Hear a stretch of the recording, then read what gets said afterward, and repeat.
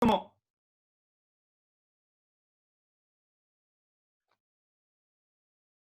T'entends pas d'un. Ah, peut-être que là, on m'entend plus. C'est Voilà, mieux? t'entends tout court. Bah, on reprend alors. Bonjour Youssef, merci beaucoup d'être avec nous. Vas-y, je viens, Et merci. bienvenue à tous pour ce maintenant 5e Meet Your Future en ligne. Donc je te remercie beaucoup déjà Youssef d'être avec nous ce soir pour nous parler un petit peu de ton parcours, de tes études éventuellement, de ce que tu fais actuellement. Je peux juste te demander de te présenter très rapidement ce que tu fais très très vite en quelques phrases et puis on va commencer ensuite par les fameux petits portraits chinois des débuts d'interview. Ok, ok, ok, ok. Bon, en gros, qu'est-ce que je fais? Bon, on va résumer même en une phrase. Une phrase. Ouais, allez. On va dire, et après on peut dire payer, pas payer, etc. Mais en gros, je suis actif dans le secteur de la jeunesse et de l'éducation. Très bien. Bah, écoute, c'est extrêmement large. Maintenant, tu me donnes l'occasion d'aller creuser un petit peu plus en détail. Mais je te propose d'abord qu'on essaie tous de te connaître un petit peu mieux, toi, Youssef, en tant que personne. Comme d'habitude, à chaque fois qu'on fait ces interventions, je propose un petit questionnaire de Proust ou portrait chinois aux intervenants. La semaine dernière, ou plutôt il y a 2 semaines, j'avais demandé à notre intervenante de faire un portrait rapide de son livre de chevet. Et cette fois, je vais plutôt essayer de faire avec toi un portrait de ta table de nuit pour savoir un peu ce qu'on y trouve. Est-ce que tu es prêt? Vas-y, ouais. Alors, sur ta table de nuit, on trouve plutôt le livre Pédagogie des opprimés de Paulo Frère. Ça, c'est la première solution. La Mhm. deuxième, c'est le rapport d'activité d'une association pour laquelle tu t'apprêtes à bosser. La troisième, c'est 3 téléphones portables, un professionnel, un autre professionnel et un personnel et professionnel à la fois.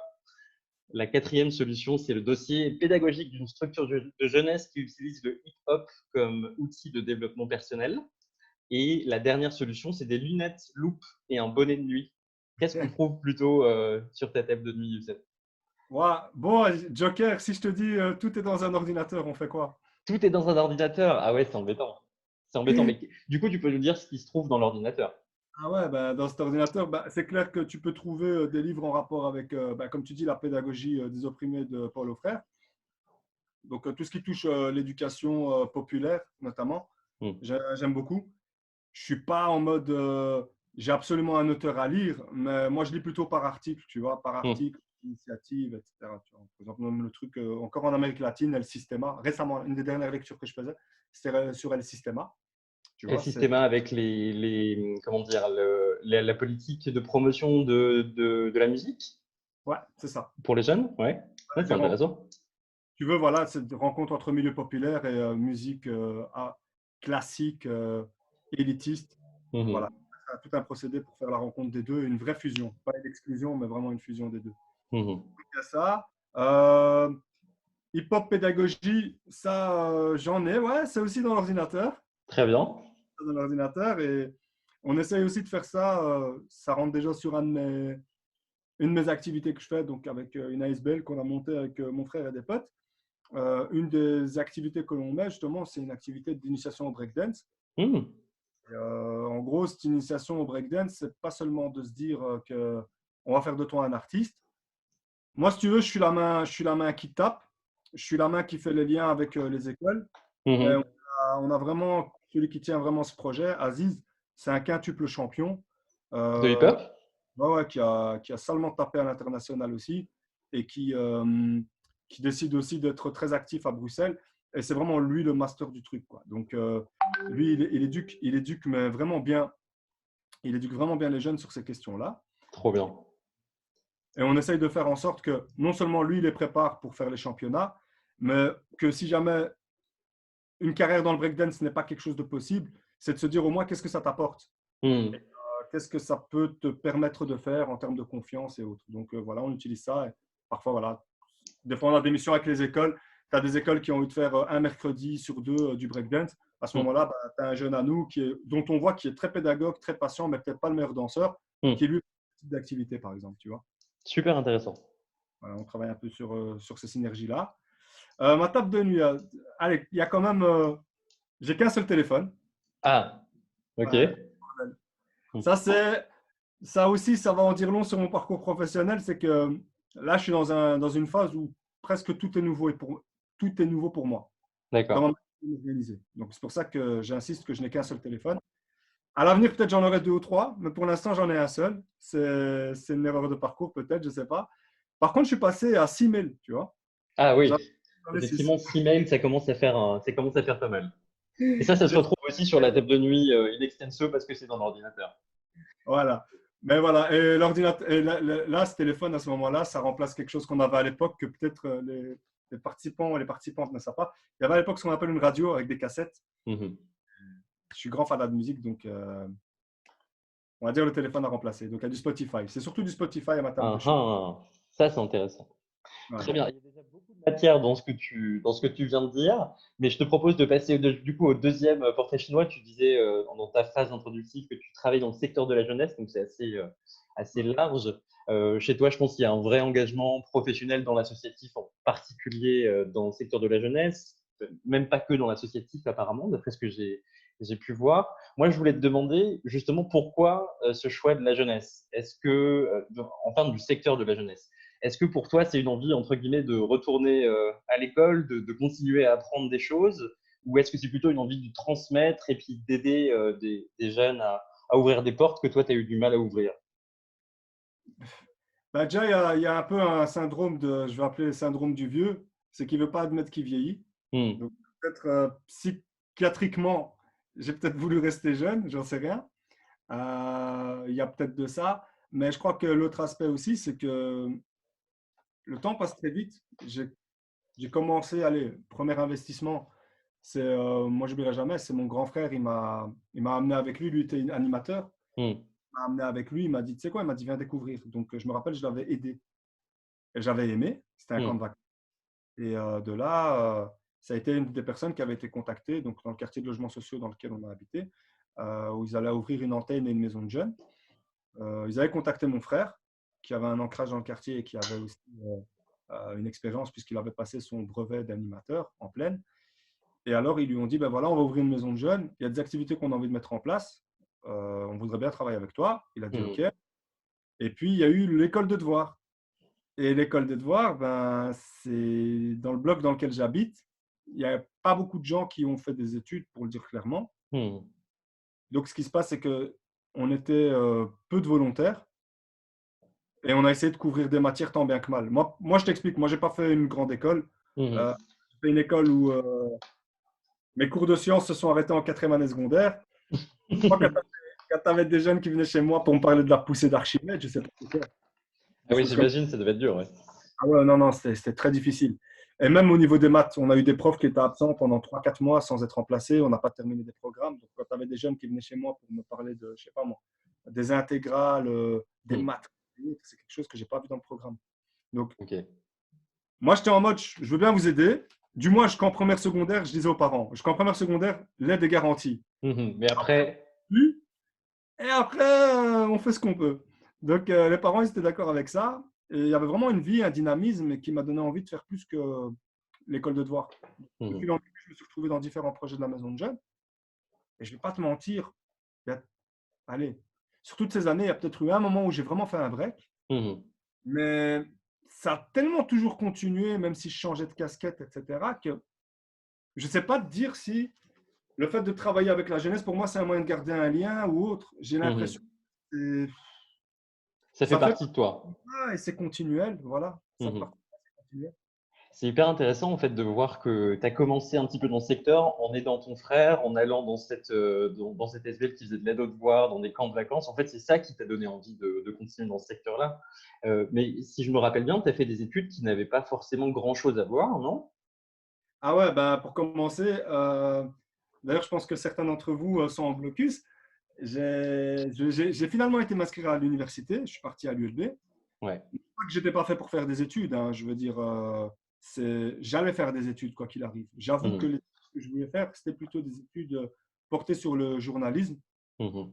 J'avais deux intérêts, c'était les mangas à l'époque et le basket et le foot, jusqu'à aujourd'hui d'ailleurs. Et je voulais vraiment travailler dans des magazines. Donc je voulais. Ok. Le problème, c'est qu'autour de moi, il n'y avait pas beaucoup de monde qui l'était, pas personne. J'ai pas eu les infos nécessaires pour passer l'examen d'entrée à l'ISEC. D'accord. J'avais pas passé l'examen d'entrée, c'était trop tard, j'avais pas eu l'information, il n'y avait pas Internet. Bon, je sais que ça fait très vieux. Tout ça, c'est 1999-2000. Il n'y avait pas Internet, quoi. Donc, moi, je ne pouvais pas savoir. Et finalement, j'avais des potes, comme quoi l'environnement, ça joue sur beaucoup de choses. J'avais des potes qui étaient à Jacquemin. Et je suis parti les chercher après leur deuxième cesse. Et eux, ils m'ont dit clairement que voilà, ils allaient s'inscrire peut-être dans tout ce qui est business. Je leur ai dit, ben, vous savez quoi, ouais, peut-être moi, je vais venir avec vous. Je me suis inscrit à l'EFEC et, parce que j'avais entendu qu'il y avait possibilité de voyager, ce qu'on appelle un Erasmus, au fait, ou un stage. D'accord. Mais bon, moi, je pensais qu'avec l'EFEC, qu'ils faisaient ça. C'est pour te dire comment est-ce que, en 99-2000, dans une école qui n'est pas du tout élitiste, comment est-ce que déjà, tu ne sais même pas ce que tu vas faire après juin. Mhm. Tu n'es pas forcément informé. Et alors, moi, il y a un pote qui était à Jacquemin, ils m'ont dit, vas-y, viens, on va s'inscrire. Alors, c'était à l'EFEC. Je me suis inscrit à l'EFEC, puis finalement, ils réussissent leurs examens, et puis ils me disent, non, tu sais quoi, on va tenter l'ULB. Non, les gars, je suis déjà inscrit à l'EFEC, j'ai déjà même le service social, il m'a donné un accord pour me réduire mon Minerval. Non, les gars, s'il vous plaît. Il dit, non, non, viens, on va se serrer les coudes. Je dis, vas-y, il n'y a pas de problème, je viens avec vous. Je suis parti avec eux, ils sont inscrits à Solvay, ingénieur commercial. Ah ouais. Et moi, Mhm. c'est quoi tout ça? Je sais que j'ai fait économie en secondaire, mais vite fait. Mhm. Ok, je m'inscris, vas-y, je m'inscris à Solvay. Je vais à Solvay, il n'y a pas de problème. Donc, j'arrive à Solvay sans méthode de travail. Je n'oublierai jamais, on avait eu le premier TP en économie. Il y avait une page et demie de notes, mais je n'oublierai jamais, j'oublierai vraiment jamais ces premiers jours à l'UNIF. Je suis rentré à la maison, j'étais dans mon bureau et j'ai commencé à étudier la page par cœur. Ne me demande pas pourquoi. Ça a sifflé en bas de chez moi, j'ai Mhm. ouvert la fenêtre, je fais non, je ne sors pas les gars, je suis en train de, comment on dit, je suis en train de zip. Faut vraiment que ça rentre Faut dans ma vraiment que je tête. bosse. Comme ça rentre dans ma tête. Et en fait, c'est violent, tu arrives à l'ULB comme ça en fait. Mhm. Mais Sans moi, aucune préparation préalable et tu t'attends pas du tout à ce qui t'arrive et au niveau de exactement, travail, la méthodologie qui te manque, etc. nada, il n'y avait Mhm. rien. Et c'était paradoxal parce qu'à côté de ça, je faisais école de devoir. Mhm. Tu vois. À la fois, t'aider des jeunes à faire des devoirs du secondaire et puis toi, tu te retrouvais totalement désemparé pour tes propres trucs à l'université. Moi, je t'ai vraiment foutu. Et après, forcément, tu traînes avec, tu traînes avec d'autres personnes, tu vois. Tu traînes avec des Mhm. personnes qui te ressemblent, qui sont dans la même galère que toi. Et ça, Mhm. franchement, ça a été un déclencheur. Parce que dans nos faiblesses, il y avait une force, qui était la solidarité, et il y avait aussi des forces. C'est-à-dire que, encore une fois, dans ce système à l'ancienne, on ne valorisait pas beaucoup ce que j'appelle les intelligences collectives, les intelligences, De groupe ou collective, ouais. ouais, ouais, les intelligences collectives, Ou même plurielles. collaborative. Voilà, les intelligences plurielles. On ne misait pas sur ça. Soit tu connaissais bien ton cours, la Mhm. preuve en est, c'est cette manière stupide que j'ai eu d'avoir étudié ma feuille. Et au fait, j'avais des intelligences qui auraient pu m'aider, mais que je n'ai pas mis à profit parce qu'elles ne sont pas valorisées. Et au fait, il y avait un effet miroir avec nos potes. On s'est vraiment entraidés par rapport à nos compétences. J'ai quitté quand même Solvay après 2 jours. Je suis parti en économie. Pour la simple et bonne raison qu'en physique et qu'en chimie et qu'en maths, le premier jour est dédié à quoi? À un rappel du secondaire. Mhm. 100% de ce qui était dans le rappel était nouveau pour moi. Puis de chimie, j'ai craqué, j'ai enjambé l'auditoire. C'est un auditoire comme ça. Je l'ai enjambé. L'assistant a commencé à me regarder, il ne comprend pas ce qui se passe. Et j'étais avec ma feuille, j'ai fermé la porte. Je suis parti, je me suis inscrit en économie. En économie. C'est hyper intéressant de voir que finalement, au début, c'était horrible pour toi, les études secondaires, et que finalement, tu as trouvé ton chemin, mine de rien.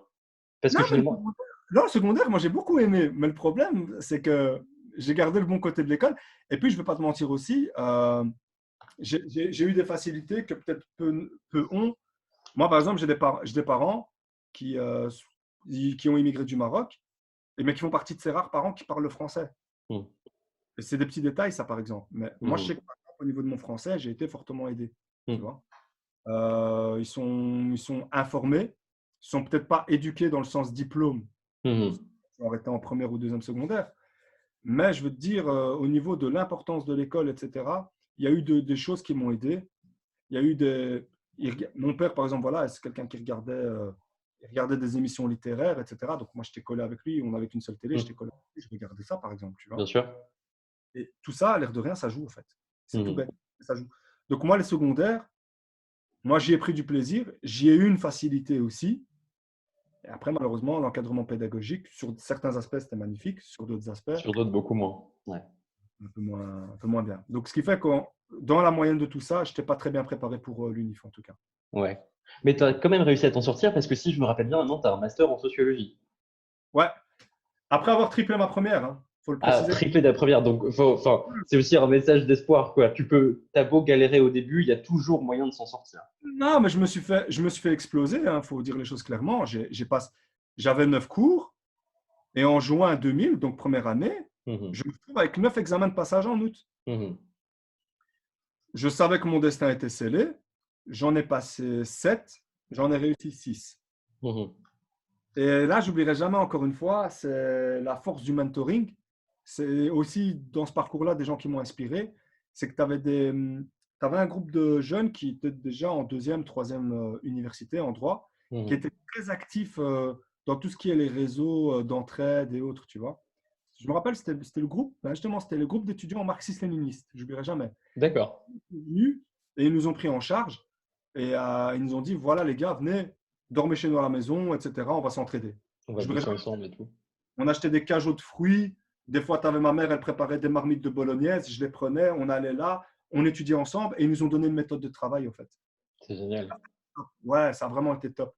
Donc, ça, j'ai réussi. Mais après, la deuxième année, en économie, je m'en sors avec 12,45, Mhm. mais avec zéro en maths. Mhm. J'ai pas passé maths. J'ai eu peur des maths. Mhm. Vraiment, ça m'a fait flipper. C'était une matière, elle voulait. Laisse tomber. Elle voulait pas. Ah, c'était violent. Même moi, je voulais plus. Et de là, l'UNIF me fait signifier que je suis plus boursier et que je suis exclu à la condition que j'ai un sale argument. Et c'est là où tu te poses la question, pas seulement qui est lié au savoir, mais qui est lié à ta passion et à ce que tu aimes faire. Je remarquais au fait que j'aimais bien les activités que je faisais sur le côté avec la maison de jeunes. Puis je commençais à poser la question au coordinateur. Je disais au coordinateur, je fais, qu'est-ce qu'il faut faire comme étude pour être à la coordination, la direction. Mhm. Alors, on me disait, ouais, sciences humaines, sciences sociales, tu avais Ouais. aussi tout. J'ai envoyé une lettre, j'ai dit voilà, je bosse avec la commune, nanani, nanana, s'il vous plaît, donnez-moi une chance. Alors, ils m'ont accepté pour sciences sociales. Sans social, ouais. Et là, sciences sociales, ça a été d'un coup. J'ai fait les 4 ans d'un coup.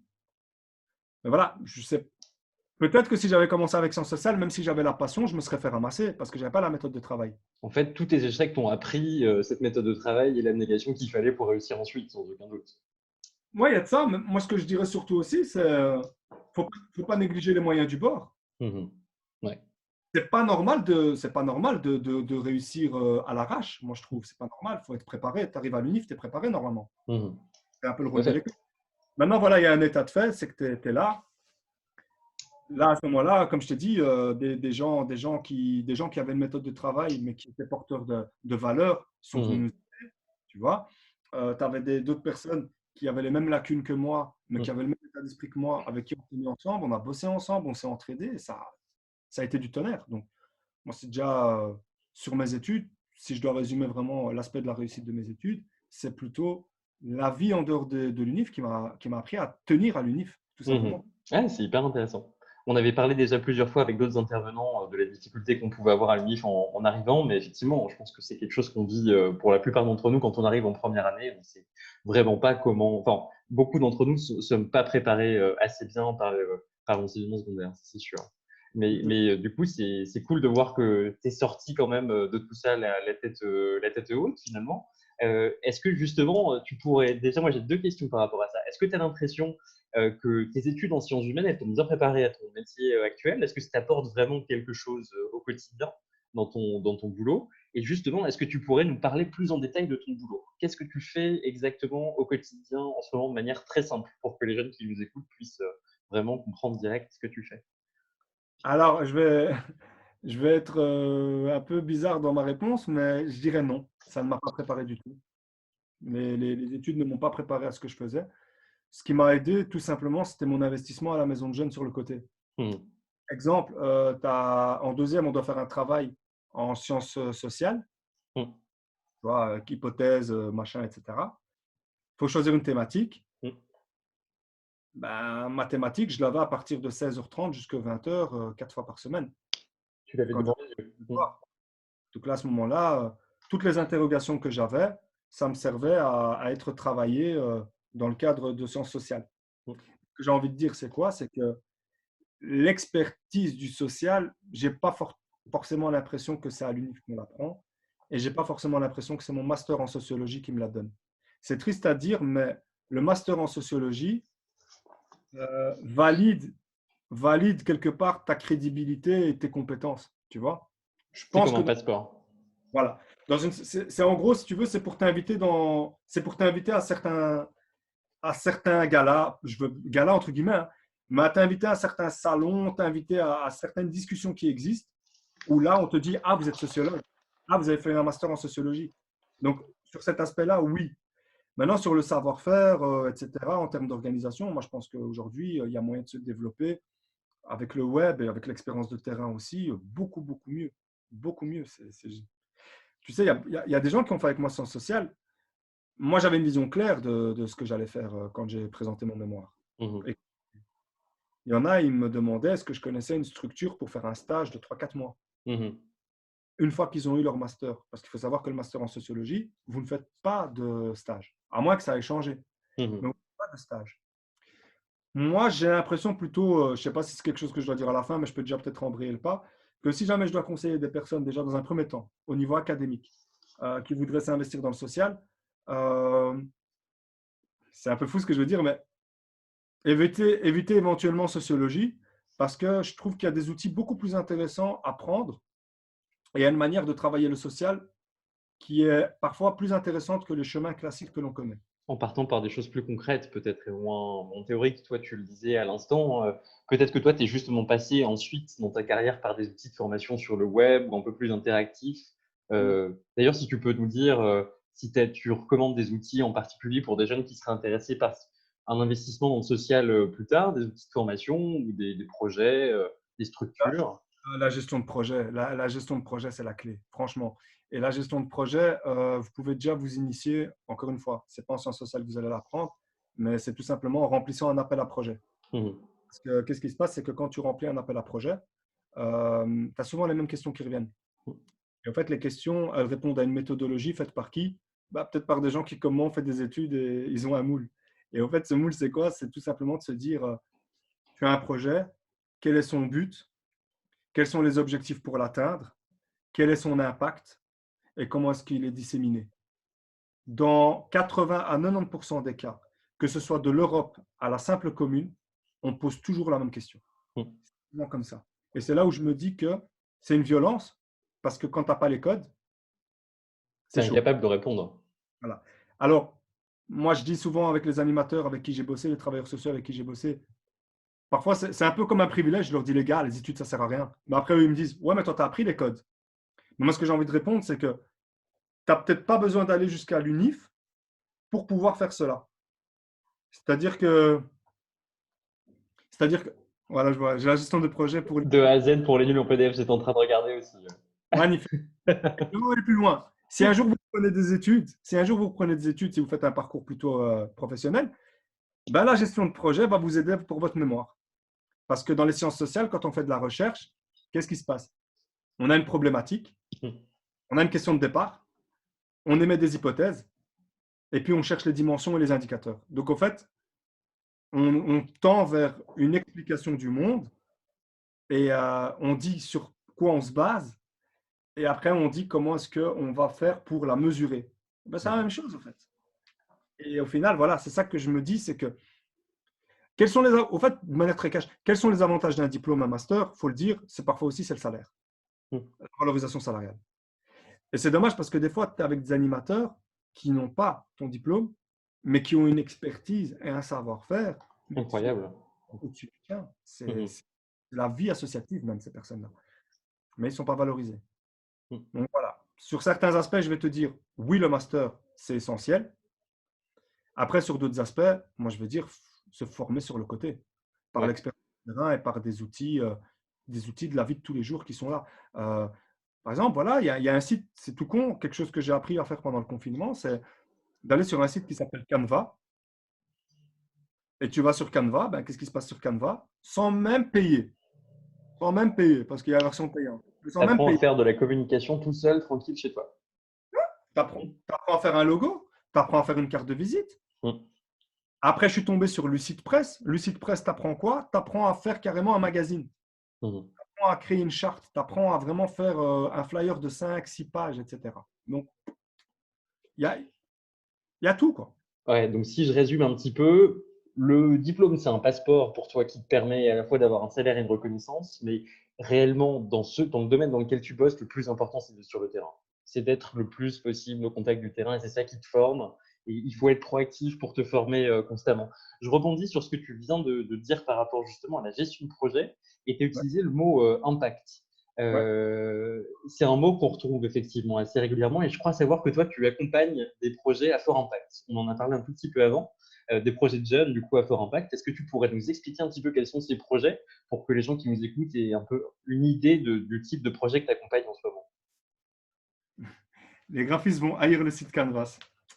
Euh, les menuisiers, ils ont haï Ikea aussi. C'est, il y a toujours cette tension entre la reconnaissance d'un métier et le respect d'une profession. Et en fait, en gros, on va trouver un équilibre. Utilise Canva, mais ne te prétends pas infographiste. Voilà. Et ne mange pas le business des logos et des sites web. Moi, je trouve que c'est un outil intéressant pour soi. C'est aussi un outil intéressant, par exemple, si tu fais fonctionner une association et que tu n'as pas beaucoup de fonds. C'est un outil intéressant. Maintenant, de là à tuer une profession, je crois que voilà, faut pas jouer les imposteurs et Ah de non, toute quand façon, il même. faut y aller. Il Canva, y a de ça la permet pas de marge. faire Il y des a de la trucs marge. géniaux. Il y a de la marge encore. Ah non, Il y a de la marge. il y a En de la tout marge, cas, mais ça peut répondre ouais. à pas mal de choses. C'est clair, quand tu as une petite structure où tu lances un petit projet, ça peut beaucoup t'aider. Mhm. Après, si tu veux grandir, tu passes à autre chose, bien sûr. Mhm. Alors, ce que me disais sur les projets à impact, Ouais. en gros, là, pour l'instant, je suis sur un projet. euh, je peux donner le nom? Bah, si jamais ça ne pose pas de problème, ouais. Si jamais y a pas de souci, tu peux donner le nom du projet, il n'y a aucun souci. Donc, le projet pour l'instant sur lequel je suis, c'est le projet Boost. Donc, c'est un projet qui fait partie de la Fondation Rambaudouin. Et en gros, allez, je vais vraiment expliquer dans les grandes lignes. Le projet Boost, c'est à partir de la quatrième secondaire, on prend en considération, ou plutôt on intègre une dizaine, douzaine de jeunes qui présentent certaines caractéristiques, notamment le fait de venir d'un certain quartier. Mhm. Le fait à la base, c'était aussi, le facteur ethnique était aussi pris en compte parce que certains vivent pas mal de discrimination. Mhm. Et puis le troisième aspect aussi, c'est de présenter vraiment une envie, un talent inexploité que la condition socio-économique peut brimer. Et à partir de ce moment-là, voilà, tu as des jeunes qui sont sélectionnés. Et puis quand tu as ces jeunes qui sont sélectionnés, on les accompagne jusqu'à leur premier emploi. Ok. Donc c'est de l'accompagnement socio-professionnel, un peu Développement de talent, on va dire. Si je développement peux, de talent, ouais.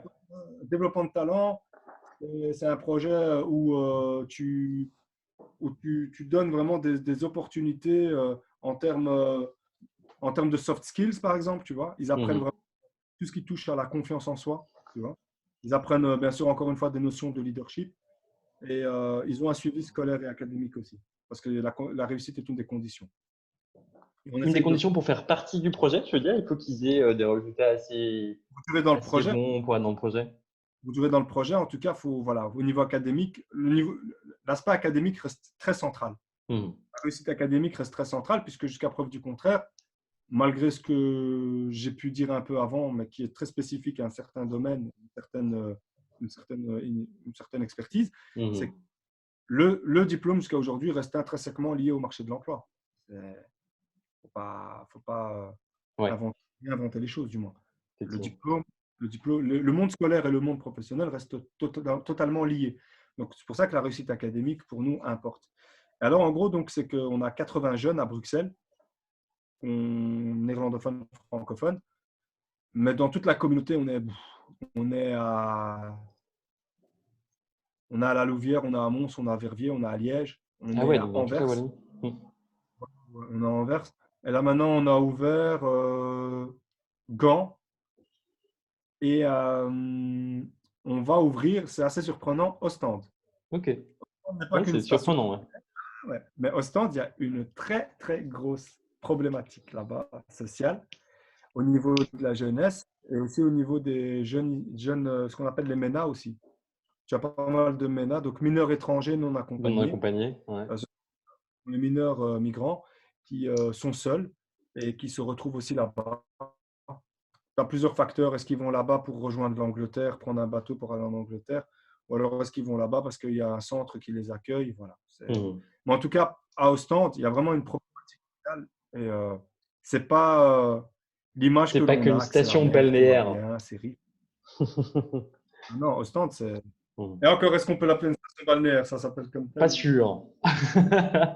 Pas sûr. Et donc, du coup, c'est effectivement hyper intéressant ce projet Boost. Mais si je comprends bien, c'est qu'une partie de ton occupation professionnelle actuelle. Si j'ai bien compris, tu es aussi professeur en parallèle de ce projet-là et de ces accompagnements de projets de jeunes. Ouais. Alors, je sais pas si peut-être, parce que ça peut être très perturbant. Peut-être juste, si je peux expliquer juste mon parcours professionnel, comme Bien ça on arrive à… sûr, tout à fait. Donc, en gros, j'ai fait la classique, c'est-à-dire que quand j'ai terminé mes études, j'ai postulé et j'ai trouvé un job à SOS Jeunes. Donc, SOS Jeunes, c'est un gros bazar ouvert 24 heures sur 24, 7 jours sur 7, Mhm. où on travaille de manière individuelle et on travaille de manière collective. Le travail individuel, c'est des jeunes qui viennent chez nous pour l'une ou l'autre raison, qui parfois dorment chez nous puisqu'on a des lits d'urgence. Et le travail collectif communautaire, c'est vraiment tout le travail avec les écoles et le tissu associatif avoisinant. Moi, j'ai bossé sur l'aspect communautaire, même si j'ai fait quelques petites virgules dans l'individuel, Mhm. mais j'étais vraiment dans l'aspect communautaire. En gros, ce qu'on faisait, c'est qu'on travaillait vraiment sur, comment est-ce qu'on peut appeler ça en anglais, self-service learning. En gros, c'était de se dire que tu vas bosser dans une classe à difficulté et tu vas travailler dans un objectif double. Le premier, c'est que tu vas redonner du sens à l'école. Donc, en gros, c'est de réexpliquer à des élèves pourquoi est-ce qu'ils sont à l'école Mhm. et c'est de rendre le cours du professeur dynamique. Donc, en gros, c'est de réfléchir comment est-ce qu'un cours peut être dynamique et accrocher les jeunes. Alors, pour vous donner un simple exemple, admettons, vous travaillez sur une thématique avec les professeurs, vous décidez de travailler sur la thématique de la solidarité. Vous travaillez sur la thématique de la solidarité. Qu'est-ce que vous allez faire? Vous allez dire aux élèves, qu'est-ce que vous voulez faire? Et ils disent, ouais, non, nous, l'école, c'est chiant, mais on veut bien aider les pauvres. Nous, l'école, c'est chiant, mais on veut bien aller visiter des malades. On veut bien aller visiter des personnes âgées. Donc, nous, on retourne chez les professeurs, on fait, OK, comment est-ce qu'il y a moyen de créer un programme? Et là, tu as le prof, par exemple, en maths, il va te dire, bon, si jamais on fait un repas, si jamais on prépare une tarte ou une soupe, on va jouer sur les proportions.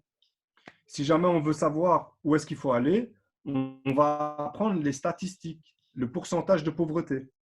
Et donc, tu travailles un peu tous ces aspects en maths. Le cours de religion, il va être orienté vers le don de soi, le partage, la solidarité. Le cours de français, il va nous aider à écrire des lettres pour aller chez les marchands, pour leur demander des denrées. Et pareil pour le cours de néerlandais qui va traduire la lettre.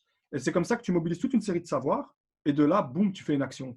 Et cette action, plutôt qu'évaluer en mode ouais, t'as fait, t'as écrit des chevals et pas des chevaux, Mhm. repassons.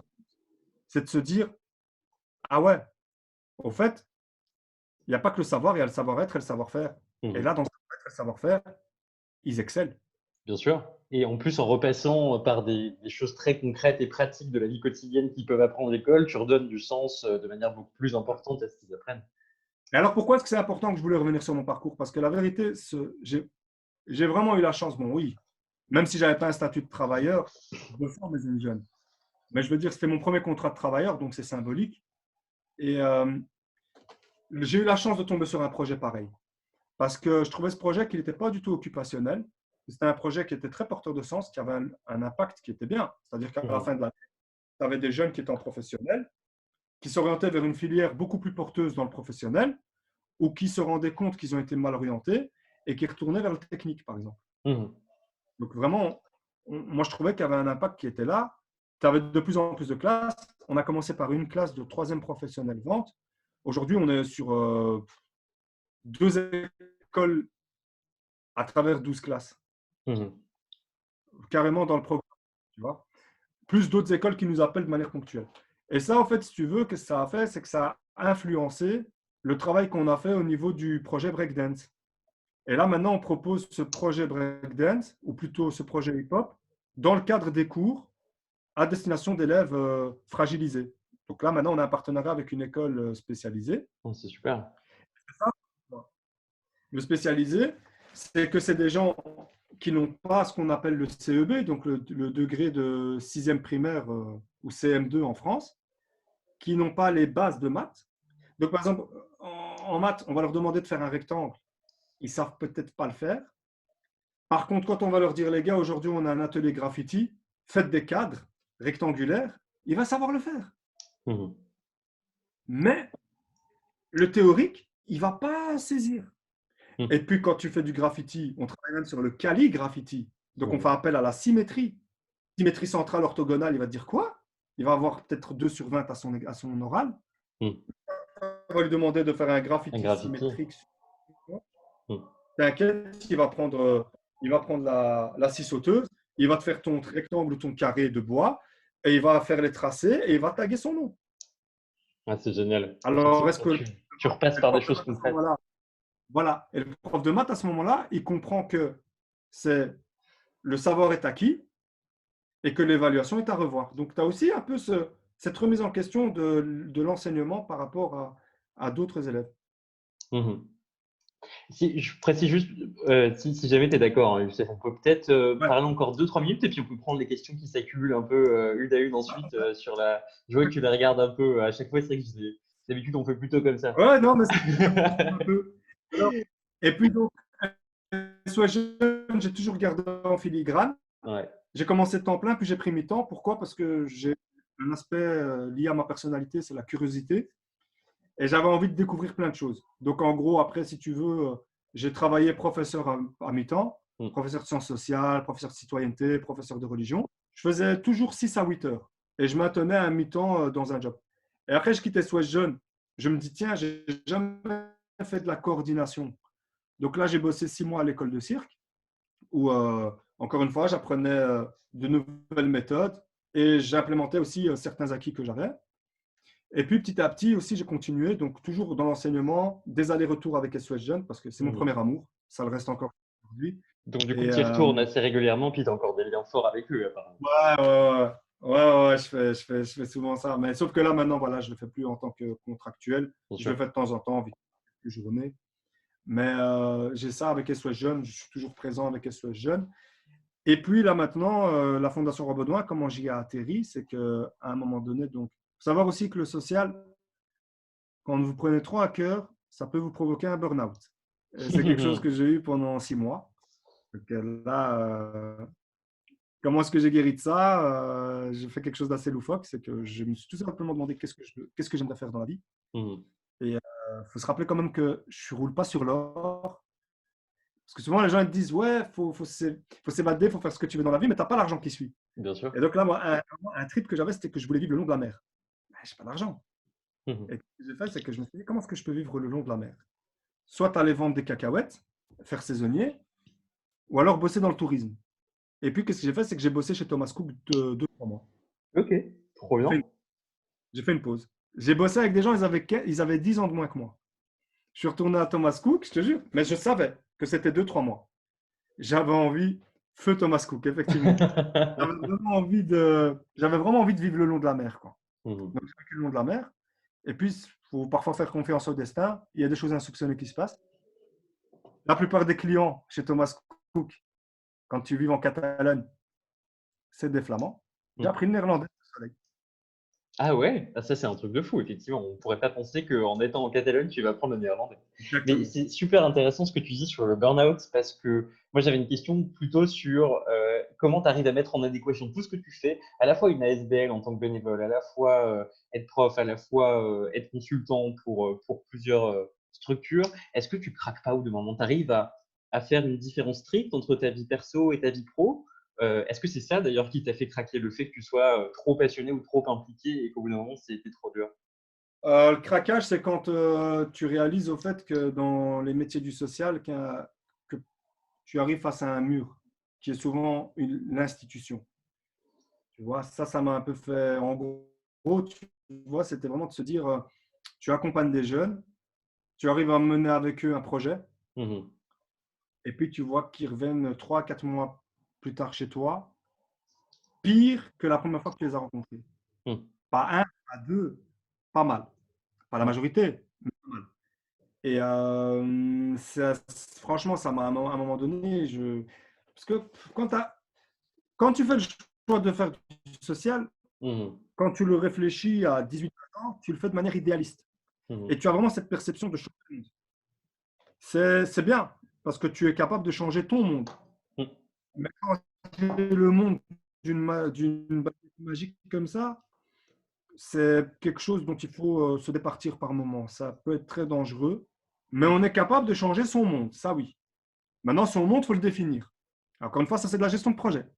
Savoir Mm. définir son monde, savoir définir ses besoins, ses limites, sa communauté immédiate et l'impact que l'on peut avoir.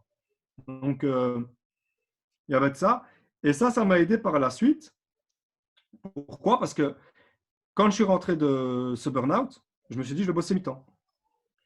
Je me suis dit qu'il faut que j'ai un pied plus ancré dans l'enseignement. Je suis Mm. retourné faire mon agrégation. Et bah, tu fais mi-temps, tu t'adaptes à une vie de mi-temps. Tu voyages moins, tu gaspilles moins, tu consommes moins. Mais en même temps, tu as plus de temps pour toi et puis pour développer d'autres compétences peut-être ou pour avoir un peu Exactement. plus de loisirs, un peu plus de choses qui t'enrichissent aussi par ailleurs. Exactement. Mm. Et Hein. quand je suis parti travailler dans l'avant-dernier job que j'ai fait avant d'aller à la fondation et de me lancer en tant que consultant, euh, je suis arrivé là-bas et je savais que, en plus du salaire qui n'était pas très élevé, Mhm. il y avait quelque chose que j'allais gagner qui allait être intéressant.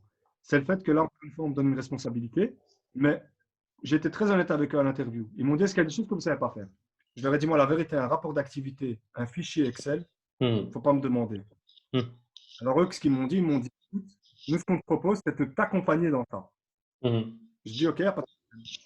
Et de me mettre en avant à chaque mise en réseau qu'on fait. J'ai fait, OK, y a pas de problème. Et au fait, c'est comme ça, c'est via ce job-là, ce simple mi-temps, que j'ai acquis des compétences. J'ai fait un bond, en 2 ans, j'ai fait un bond de 10 ans, si tu veux. J'ai appris trop de choses. Alors que j'ai une expérience diverse, alors que j'ai fait l'UNIF, alors que j'ai voyagé. Mais les 2 ans que j'ai passé là dans mon dernier job chez Badge, Mhm. ça a été, euh, ça a été waouh. J'ai beaucoup Ouais, tu as appris. appris énormément de choses parce qu'ils t'ont aussi proposé un programme de formation puis d'amélioration de tes compétences qui a permis que. Exactement. Ouais, Exactement. Il y avait ça une dimension c'est. humaine qui était super intéressante. Mhm. Ça, moi, je conseille vraiment. Il y a un moment donné, il ne faut pas regarder l'argent, même si on galère. Même si on galère au niveau de l'argent. Il ne faut pas regarder l'argent à un moment donné. Parce que c'est un faux calcul. On peut faire un calcul très simple. Euh, Tu peux gagner, par exemple, le deal qui m'était proposé, c'était quoi? Est-ce que tu gagnes 1300 ou 1500 euros sur un mi-temps en coordination? Ou alors tu vas faire 2000 euros temps plein dans un projet que tu maîtrises. Et ce qui s'est passé, c'est que tu retournes finalement dans le mi-temps où tu sais que tu vas apprendre beaucoup, où Mhm. tu sais que tu vas avoir un networking intéressant, qui va te permettre de combiner après avec d'autres missions qui vont te permettre, avec moins de temps, d'atteindre le salaire qu'on t'aurait proposé à temps plein. Donc parfois, il faut savoir faire ce type de calcul. Mais ce calcul n'est possible que si jamais tu te démarques de quelque chose qui vous allez tous connaître. À un moment, c'est ce qu'on appelle le syndrome de l'imposteur. Mhm.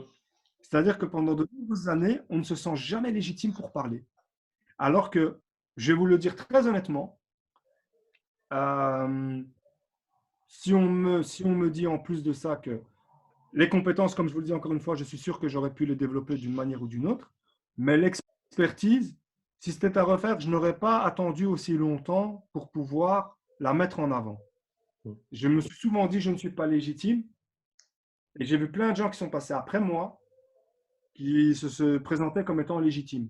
Mhm. On a tous une légitimité à un moment donné par rapport à un domaine qu'on pense maîtriser. À partir du moment où on pense maîtriser un domaine, vraiment, il faut se lancer. C'est hyper intéressant ce que tu dis sur ce syndrome de l'imposteur parce que c'est vrai que je pense qu'il y a beaucoup de Analyse. gens de notre génération ou de la tienne peut-être qui ressentent ça quand ils entrent sur le monde du travail. Et puis ça fait partie sûrement aussi des soft skills que tu acquiers au fur et à mesure de plus avoir peur de pas savoir faire des choses et puis de le dire aussi et d'être en capacité de le dire. Ah, et ça, en toute transparence, hein, je le Ouais. transmets directement aux jeunes avec qui je bosse. Hein. Mhm. C'est de leur dire, c'est de leur dire prononcez-vous. Mhm. Vous avez des choses à dire. Soyez humble sur certains aspects, Mhm. mais ouvrez-la sur d'autres. Mhm. Voilà. Non, tout à fait. Tout Rien que à sur fait. rien que sur le fait des réseaux sociaux, je leur dis vous êtes tous des community managers. Moi, je n'en suis pas un. Parce que c'est des gens qui utilisent Snapchat. Je n'ai pas Snapchat. C'est des gens qui utilisent Instagram comme ils respirent. Mhm. Tu vois, c'est super intéressant. Et ils te développent d'autres trucs. Ils savent faire leur logo, ils savent faire un podcast, ils savent faire une vidéo. Bien sûr. Waouh! Mais tous les jeunes qui nous écoutent vont nous ringardiser à une vitesse folle. Ça, c'est assez évident, je pense, autant toi que moi, assez rapidement.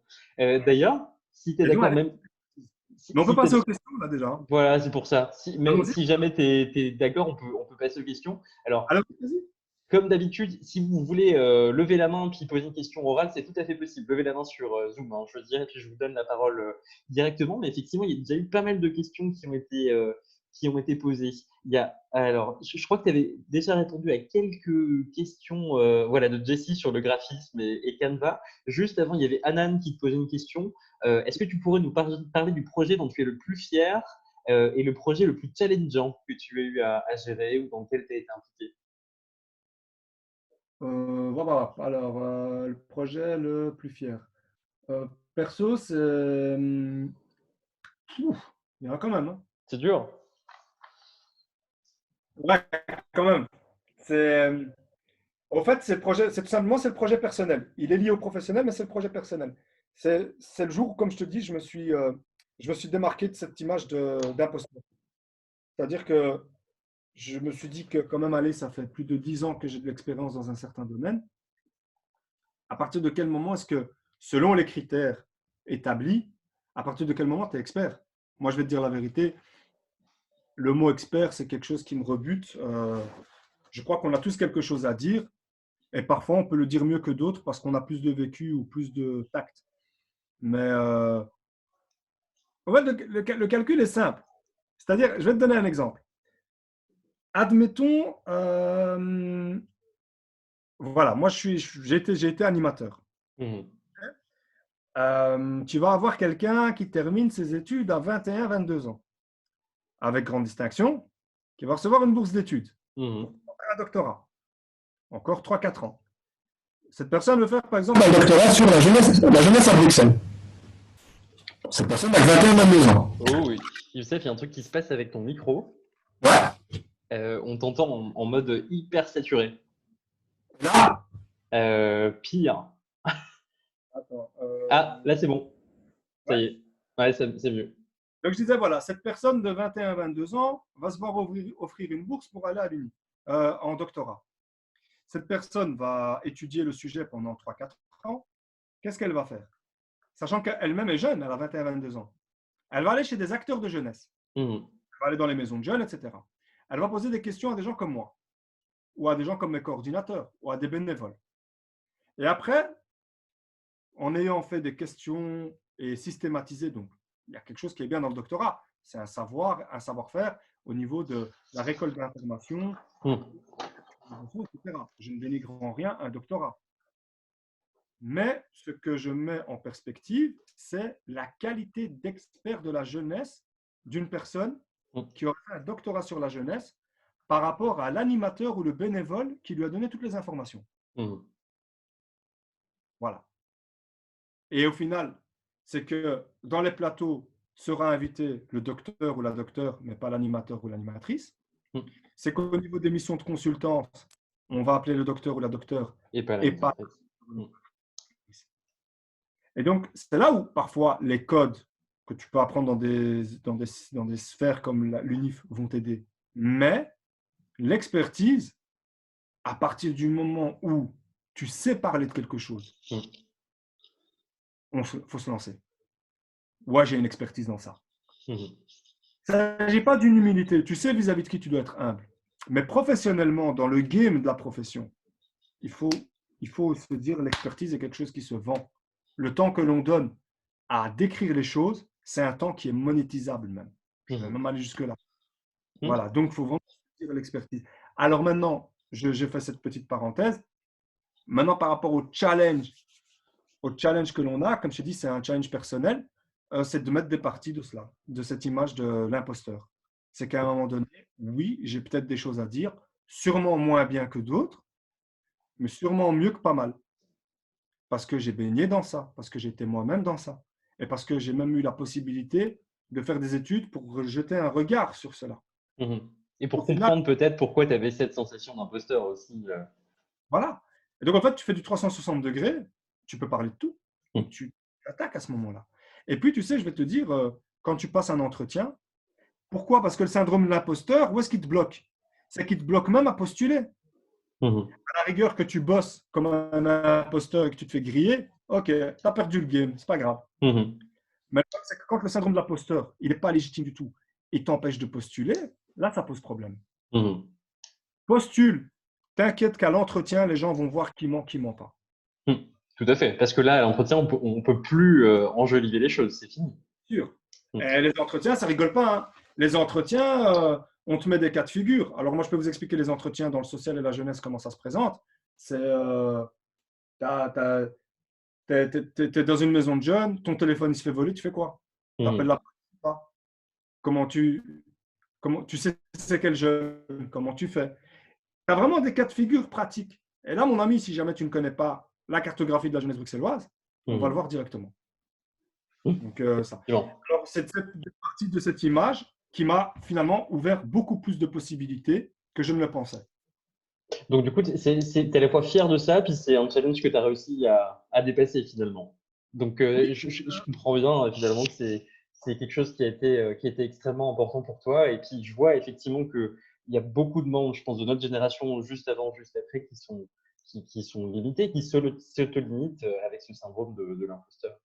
exactement. Alors ensuite, il y a Noura qui disait, quand tu parlais plus tôt de l'école, qu'il lui semble qu'il y a de plus en plus d'écoles qui fonctionnent de cette manière en parlant de la pédagogie active, par exemple à Molenbeek. C'est quelque chose que tu vois, ça, Oui. dans ta pratique quotidienne, qu'il y a de plus en plus d'écoles qui appliquent des méthodologies de pédagogie active? En tout cas, oui. En tout cas, ils sont de plus en plus réceptifs. Ouais. Les projets que nous, on faisait, moi, je me rappelle, c'était des projets qui existent depuis. On te regardait comme un ovni. Hein. Allez, quoi, tu avais SOS Jeunes qui le faisait et tu avais Oxfam. Mhm. Et je te parle de 2002, Mhm. presque 20 ans. Tu vois, il y a presque 20 ans. Donc, on essayait de parler de ce qu'on appelle la pédagogie active Mhm. et la compétence. Et la mobilisation du savoir-être et du savoir-faire et de la citoyenneté dans le savoir. Mhm. Aujourd'hui, voilà, C'est tout le quelque monde chose qui est plus ou moins intégré voilà, dans le travail associatif, dans le monde de la jeunesse. C'est quelque chose qui est assez courant d'entendre parler des pédagogies a actives. ça de plus en plus, effectivement. Tu as ça de plus en plus. Et c'est là où c'est intéressant, pour ne pas rouiller, c'est de réfléchir maintenant à ce moment-là, comment est-ce qu'il faut se distinguer. Et c'est là Mhm. où je préfère dire qu'il faut déjà commencer à aller vers de nouveaux savoirs, vers d'autres expertises complémentaires. Et là, comme je dis, voilà, l'artistique. L'artistique, c'est quelque chose qu'on essaie de lancer de plus en plus dans les écoles. Mhm. Parce que pourquoi? En 2002, pas moyen. Peu En moyen. 2007, pas moyen. Mhm. Maintenant que l'école a compris qu'elle doit s'ouvrir au monde, Mhm. et aussi grâce à l'expérience que j'ai pu avoir à travers les années et tout le langage qui va avec, on sait comment faire un projet artistique qui rencontre les compétences à acquérir au niveau des cours et qui s'adresse à un certain type de public. Le Mhm. spécialisé, le général n'est pas le technique n'est pas le professionnel. Mhm. Mais Ah, effectivement, oui, de plus en plus. Et je pense que voilà, il y a l'école plurielle. Tu as pas mal d'écoles qui sont en mode Montessori aussi. Tu mhm. as aussi des écoles à UCLE. Voilà, donc ça commence de plus en plus. De toute façon, maintenant, avec le pacte d'excellence, avec tous les débats qui sont autour de ce pacte d'excellence, on va aller vers tout ça. On va clairement aller vers tout ça. Non, effectivement, c'est des pistes un peu positives qu'on voit se développer un peu autour de nous, effectivement, et d'ouverture un petit peu plus des écoles à des choses un peu plus je sais pas, inventives dans le secteur de la pédagogie. Hop. Alors, si ça te va, on peut prendre une question suivante. Je vois une autre question de Jessie. Alors, il y a un point, il y a un lien entre l'apprentissage du contenu via le web, donc visuel, et la pratique qui facilite plutôt le théorique des cours. Jessie, si tu es encore là, Moi, j'ai du mal à comprendre la question, mais j'aimerais pas la laisser de côté. Tu la comprends, toi, Youssef? Peut-être qu'il a le même micro qui disent Ouais. Jessie, tu veux. Est-ce un que tu lien. peux lever la main pour que je t'active ton micro ou est-ce que tu es OK pour qu'on t'active ton micro? Bon, je vais essayer de le faire. Si jamais tu veux pas, il n'y a pas de souci, hein. On n'est pas là pour forcer la main. Dis-moi, Jessie, Il y a ton micro qui est activé dans la montre Jessie. Si tu veux parler, si tu veux pas, il n'y a pas de souci. Ouais, j'arrive pas à remettre en grand écran. Ah, il n'y a pas de souci. Ouais, je disais juste qu'il y avait un lien entre ce qu'on apprend via le web et c'était quoi? Et, euh, et les pratiques, les exercices qu'on donne pratique à faire. mhm. Donc c'était une réaction que tu faisais en fait. C'était ça, hein? Ah, c'était pas une question, ouais. Non, non, clairement qu'il y a clairement qu'il y a un lien. Mm. Très clairement. Le web, encore le web, il faut savoir, tout n'est pas soumis à apprentissage dans le web. Mais en tout cas, clairement, que le théorique, au final, c'est quelque chose de très rébarbatif. Et là, maintenant, je change de casquette et je prends plutôt ma casquette de prof. Mhm. J'ai toujours veillé, moi, quand je donne cours, à aller vers les codes des élèves que j'ai. Donc, voilà, quand tu es face à une classe, quand tu es à Bruxelles, tu sais plus ou moins ce qui parle à un Bruxellois entre 16 et 25 ans. Mhm. Et c'est d'aller. Ce qu'on appelle en pédagogie, pour ceux et celles d'entre vous qui voudraient faire des études de prof, c'est de partir de ce qu'on appelle d'une situation problème. Mhm. Donc, en gros, c'est que tu crées une situation et, qui se base sur la réalité et le vécu direct ou indirect de l'élève pour qu'il puisse mobiliser encore mieux le savoir, pour qu'il puisse comprendre directement un peu de quoi on parle. Mhm. Et là, chacun va de sa sensibilité. Moi, mobiliser le sport ou les mangas dans mes cours, mais c'est quelque chose. Je sais que j'ai déjà fini dans des snaps ou des stories Instagram parce que Parce que tu Son utilisais. Son Goku était le personnage à étudier, parce que je leur ai mis du Mohala Squall, parce que voilà, j'ai été dans leur sens. Mhm. Il y a moyen d'extraire et c'est une manière aussi de valoriser la culture de l'élève et du jeune. C'est de lui dire, faut pas, voilà, faut pas se trahir, faut être fier de ses goûts, faut être fier de ce qu'on aime. Il faut pas se fermer à la fermeture, à l'ouverture, pardon. Faut pas se fermer à l'ouverture. C'est-à-dire que tu peux garder ta culture d'origine, tu peux garder tes goûts et tes couleurs, mais ne te ferme pas à la culture de manière générale. Mhm. Découvre. Ça ne doit pas te faire dire que ce que tu écoutes, ce n'est pas valable ou c'est moins bien. Non, c'est bien. C'est tout Mhm. aussi bien que l'opéra, c'est bien que le théâtre. Découvre ça, tiens. Est-ce que Jessie, ça répond un peu à ton interrogation ou à ta question ou à ta remarque? Je trouve que c'est bien. Bah, Ouais, ouais, c'est bon. c'est bon? Ok. Hop, je désactive de nouveau ton micro, mais n'hésite pas à reposer des questions puis à lever la main si tu as envie. Hop, il y a Noura du coup qui pose une autre question, Youssef. Est-ce que Ouais. c'est aisé de revenir dans le domaine du social lorsqu'on l'a quitté depuis quelques années? Que conseilles-tu? Je pense qu'elle fait référence à peut-être ton expérience chez Thomas Cook quand tu es parti, j'ai l'impression. Ah ouais. Bah écoute, je vais te dire un truc. Quand j'étais chez Thomas Cook, je n'oublierai jamais. En fait, si tu veux, la gare de bus avec les Eurolines et tout le bazar, Flixbus, il est à la plage même. Tu vois, c'est un bête arrêt comme la Style. Et je me rappelle, j'étais en pleine saison et j'avais une petite routine après ma journée de taf. Je me changeais et je partais au bord de la mer et j'attendais le coucher de soleil et je prenais un petit café. Et là, j'étais avec mon café, je regarde la plage et puis à un moment donné, je vois quoi? Je vois plein de monde. Et puis je vois un bus Eurolines et c'est écrit Bruxelles. Et puis je fais, ah ok, Bruxelles. Ah ouais.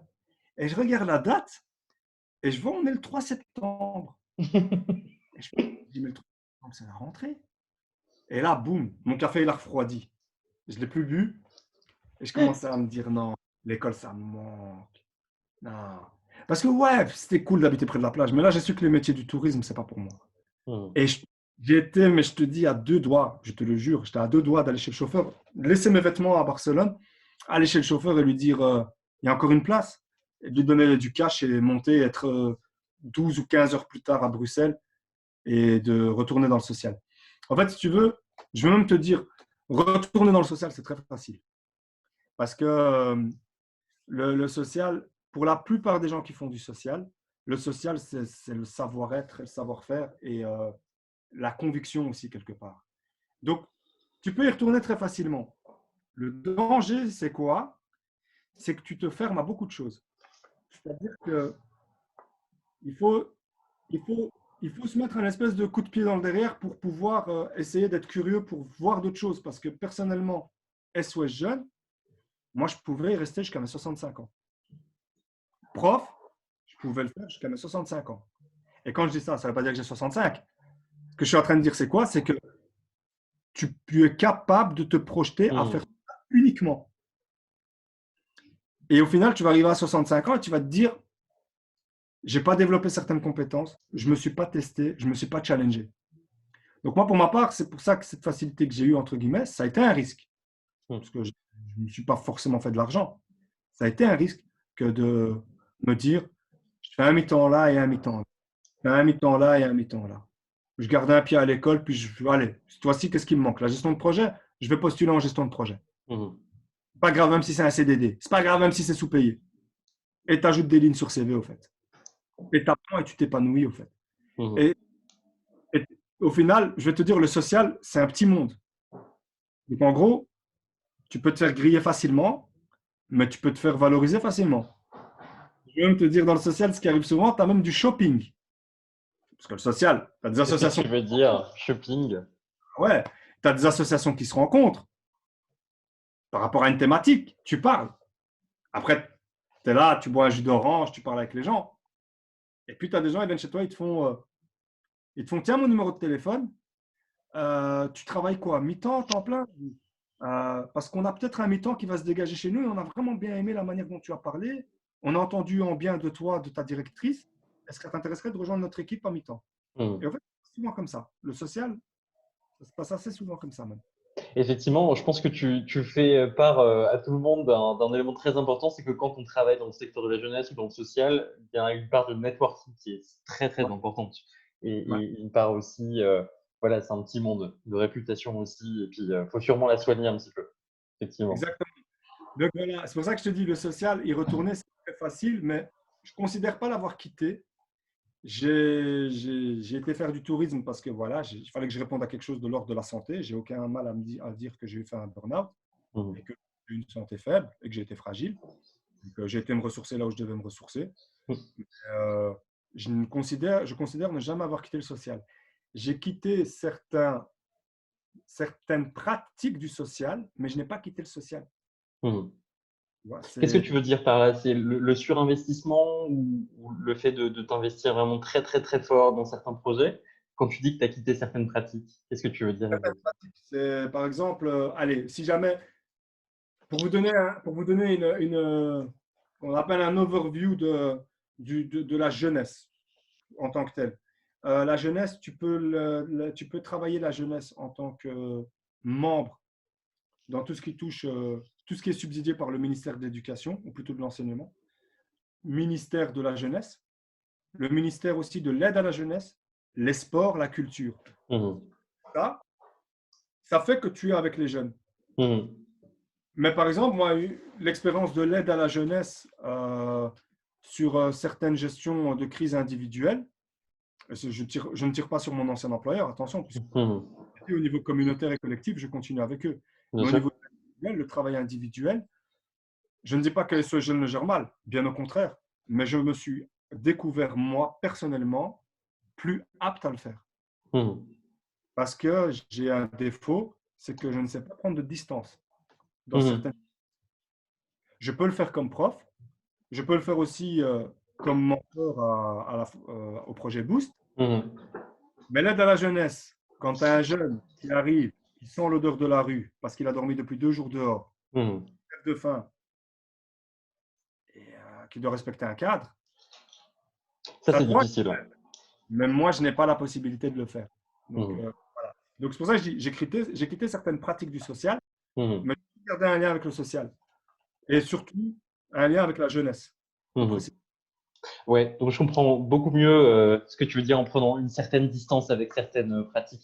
Peut-être qu'effectivement, si tu as du mal à prendre une certaine distance dans des situations très compliquées comme ça, c'est peut-être. Ouais. Je vois bien ce que tu veux dire en prenant un peu de distance. Disons que disons que j'ai quitté le social, mais pas la jeunesse, tu vois. Ouais, ouais, ouais, bien sûr. Bien sûr. Alors, est-ce que vous avez encore des questions, vous autres qui nous écoutent? Est-ce que il y en a certaines qui arrivent? Ah, bah, il y a Noura qui a rajouté quelque chose à sa question. Je parlais personnellement. Merci pour ton témoignage, dit-elle. De rien, Laura, de rien. Ben, en tout cas, vous pouvez tout à fait encore poser quelques questions. Je ne sais pas si tu as encore un petit peu le temps, éventuellement, je sais. Ce que je te propose, c'est que d'habitude, hein, on peut, après l'enregistrement de la vidéo, peut-être continuer à discuter un peu de manière informelle, mais d'habitude, dans les rencontres Meet Your Future, ce qu'on propose à l'intervenant, c'est de faire ce qu'on appelle un discours d'inspiration. En fait, très simplement, c'est est-ce que tu pourrais prendre 3-4 minutes pour dire aux jeunes qui nous écoutent ce que tu as envie de leur dire pour les motiver, pour les inspirer et puis, pour peut-être pour ceux qui sont en blocus ou alors en orientation, qu'ils aient un petit peu de courage à ce moment-là. Alors, ou alors on peut peut-être faire encore différemment, même éventuellement peut-être faire un tour d'horizon en vocal.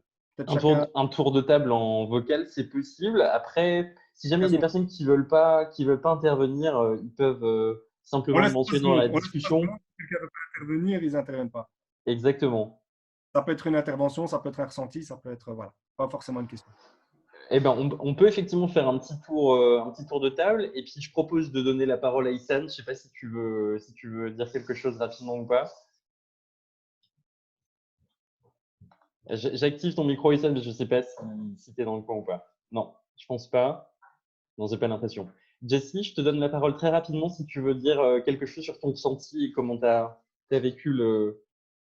Ah, il y a une autre question de Jessie, du coup. Tu peux Ah, ok. éventuellement Il y la a quoi comme poser. cours en sociologie? Stats. Alors,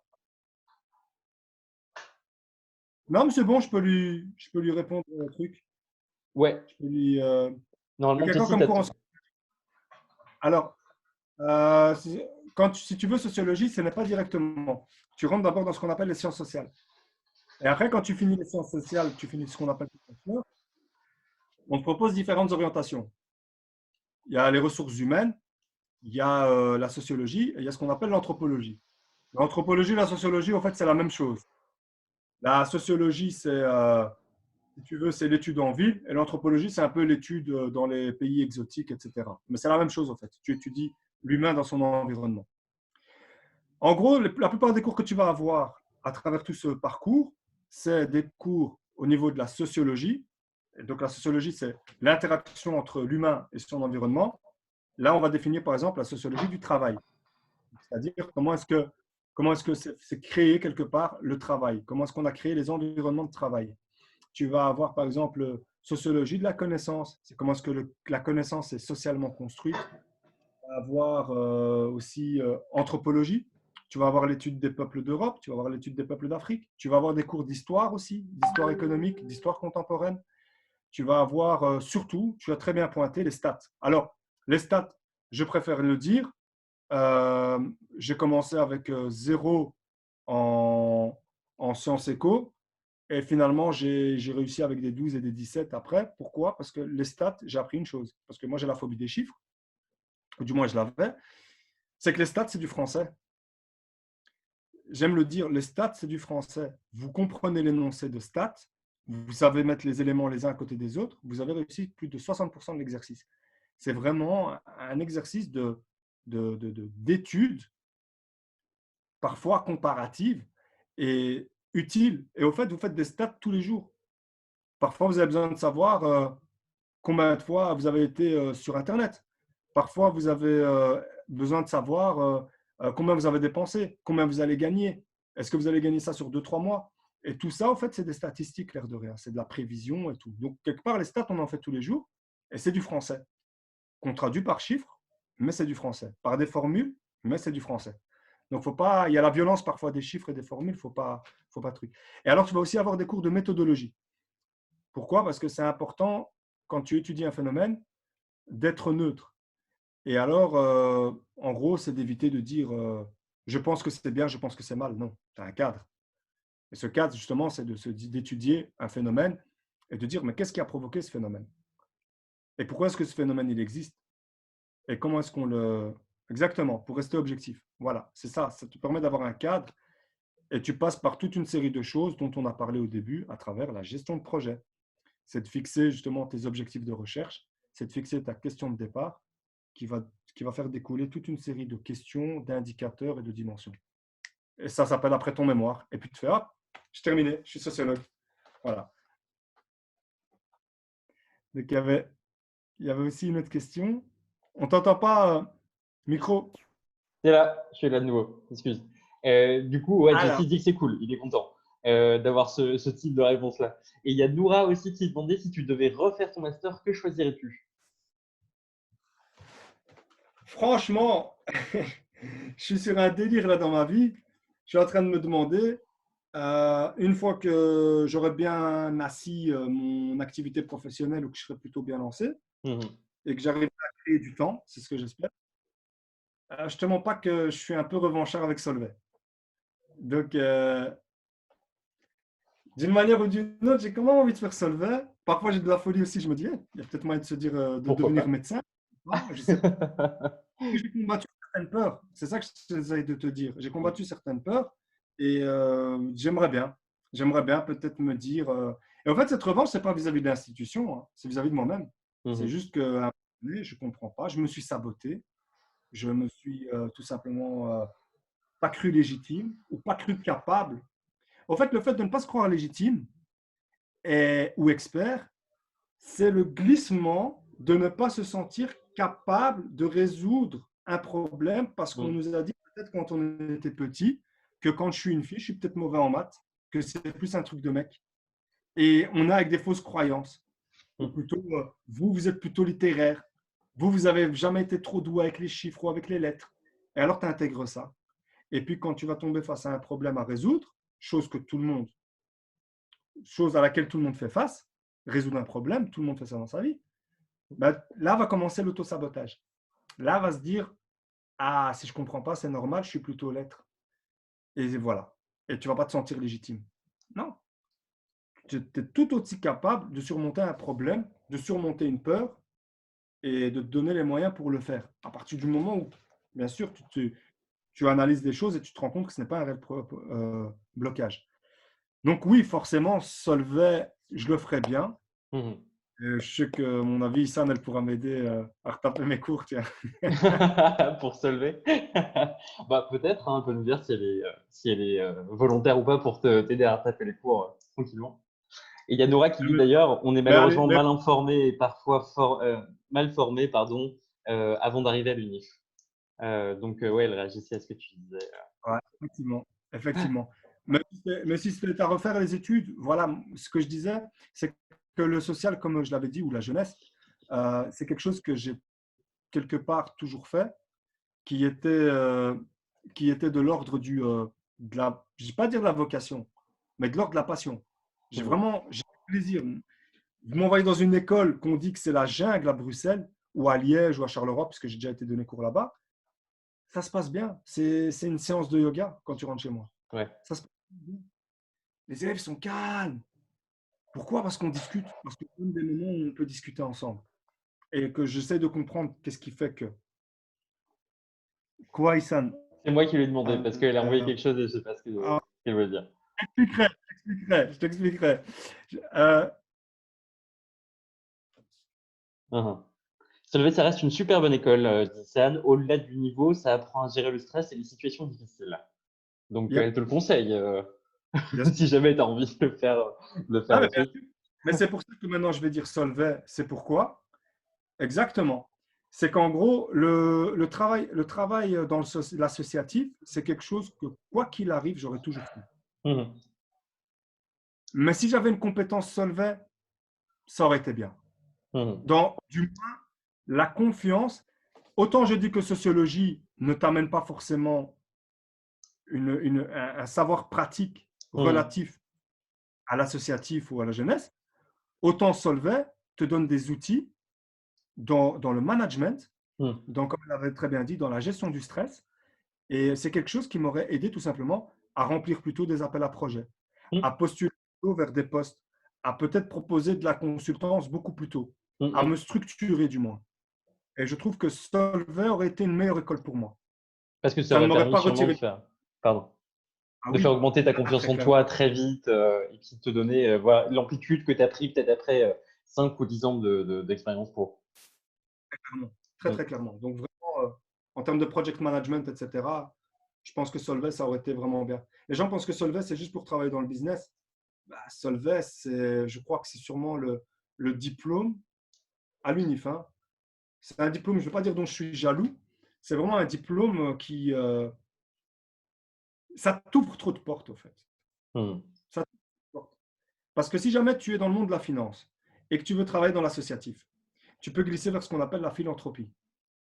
Tu vois, non seulement ça va te donner un réseau, ça identifier chez qui tu peux toquer pour travailler sur ce qu'on appelle la responsabilité sociétale des entreprises, c'est-à-dire que les entreprises seraient capables, plutôt que de payer des impôts, de financer des projets. Mm. Et en sortant de Solvay, tu as le langage. Ça ne veut pas dire qu'on va directement te donner des millions, hein, mais Mm. tu as le langage. Le langage et le réseau, comme dirait Sam, qui vient de rajouter ça. C'est vrai que quand on travaille dans l'associatif, avoir des connexions philanthropiques ou dans le secteur privé, c'est toujours très, très intéressant. C'est top. Donc, Le temps coule, le temps avance. Donc, est-ce que ça te dit, moi je trouve que tu as déjà fait un petit peu ce qu'on appelle le discours d'inspiration en disant justement de jamais abandonner, de toujours essayer de se former, d'avancer un petit peu plus loin et aussi d'avoir une vision pour l'avenir, comme toi tu l'as peut-être pour Solvay ou pour médecine. Moi j'ai l'impression que l'inspiration, tu as déjà contribué à la donner aux jeunes qui nous écoutent. Ce que je peux proposer, c'est si jamais il y a une dernière question, on peut la prendre, mais j'ai l'impression qu'il y en a plus. Je vous laisse un petit peu taper. Non, j'ai l'impression qu'il n'y en a pas. Bon, en tout cas, on va être obligé de fermer cette session Meet Future, mais je te remercie vraiment beaucoup, c'est un Youssef, plaisir. C'est un plaisir. C'est un d'avoir plaisir. été là. C'est vraiment super d'avoir un travailleur associatif comme toi, hyper impliqué dans le social et dans le secteur de la jeunesse. On a des remerciements aussi qui commencent à défiler dans Ouais, la conversation Zoom. Donc vraiment, et puis, merci aussi à tous ceux qui nous écoutent. Il y en a parmi vous qui sont très fidèles et qui reviennent toutes les semaines depuis maintenant presque un mois et demi pour ces sessions Meet Your Future en ligne. Le vendredi soir, on fera une dernière session Meet Your Future vendredi prochain avec Ali, qui est Data Engineer dans une grande boîte du secteur finance banque. Juste pour ceux qui nous écoutent, je fais un petit peu de pub aussi à la volée.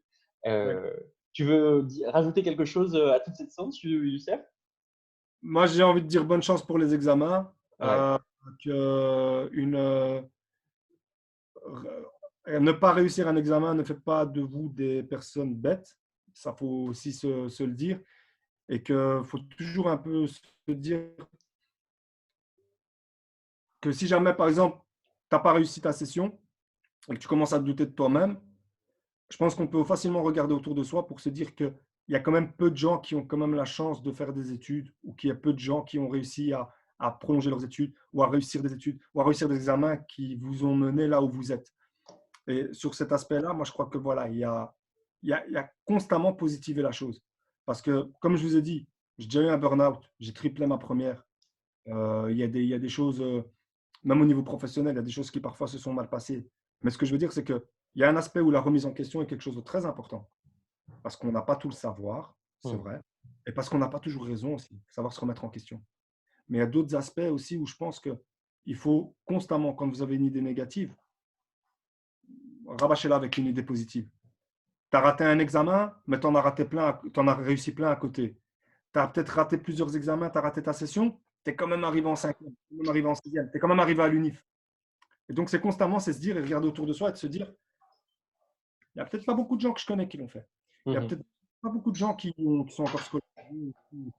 Donc, gardez constamment ça en tête et ça facilite beaucoup plus la remise en question et à mettre le point sur là où ça ne va pas et ce qu'il faut corriger, plutôt que se parasiter par des fausses idées, par des blocages et par des choses qui peuvent vous paralyser jusqu'au niveau professionnel, comme je vous l'ai dit.